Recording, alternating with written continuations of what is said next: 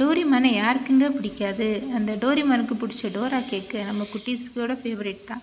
அந்த டோரா கேக்கு எனக்கு தெரிஞ்ச மெத்தடில் நான் செஞ்சுருக்கேன். வாங்க எப்படி செஞ்சுருக்கேன்னு சொல்லி பார்ப்போமா?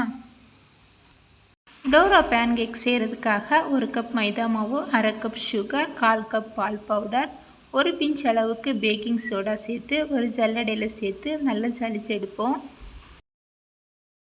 எடுத்து வச்சுருக்கிற மாவில் பால் சேர்க்குறேன். 1 கப் அளவுக்கு பால் எடுத்திருக்கேன். எந்த கப்பில் மைதா மாவு எடுத்தனோ அதே கப் அளவுக்கு பால் எடுத்திருக்கேன். இது வந்து நல்லா காய்ச்சி ஆற வச்ச பால் தான் சேர்த்துருக்கேன். சேர்த்து கட்டிகள் எதுவும் இல்லாமல் நல்லா கலந்து வைக்கணும்.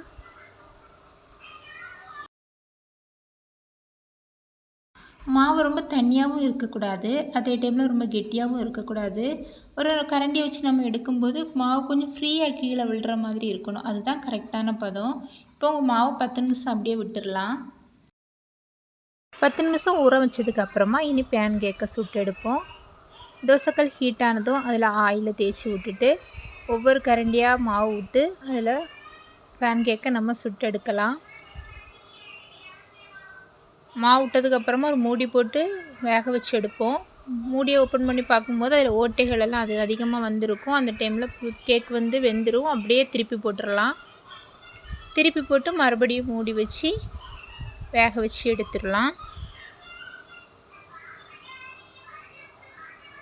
கேக் இப்போ சூப்பராக ரெடி ஆகிடுச்சு. அப்படியே மீதம் இருக்க மாவுகளையும் நம்ம கேக்காக சுட்டு எடுக்கலாம். நல்லா சாஃப்டான ஸ்பாஞ்சான பேன் கேக் ரெடி ஆகிடுச்சு. இதில் இனி சாக்லேட் ஸ்ப்ரெட் பண்ண போகலாம்.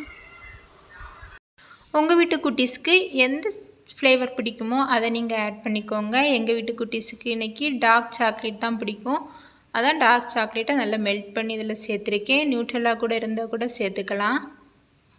இதை ஃபுல்லாக சாக்லேட்டை ஸ்ப்ரெட் பண்ணிவிட்டு மேலே இன்னொரு கேக்கை வச்சு லைட்டாக இந்த மாதிரி அழுத்தம் கொடுத்துட்டு 2ஆக கட் பண்ணி கொடுக்கலாம். அப்படியே வேணாலும் பிள்ளைங்களுக்கு கொடுக்கலாம். நான் இன்றைக்கி 2ஆக கட் பண்ண போகிறேன். ஸ்கூல் முடிஞ்சு வர குழந்தைங்களுக்கு நீங்கள் இந்த மாதிரி வித்தியாசமாக கொடுத்து பாருங்கள். பிள்ளைங்க ரொம்ப விரும்பி சாப்பிடுவாங்க. இந்த வீடியோ உங்களுக்கு பிடிச்சிருந்தா மறக்காமல் லைக் பண்ணுங்கள். அப்படியே நம்மளோட சேனலை சப்ஸ்கிரைப் பண்ணுங்கள். இன்னொரு வீடியோவில் பார்க்கலாம். பாய்.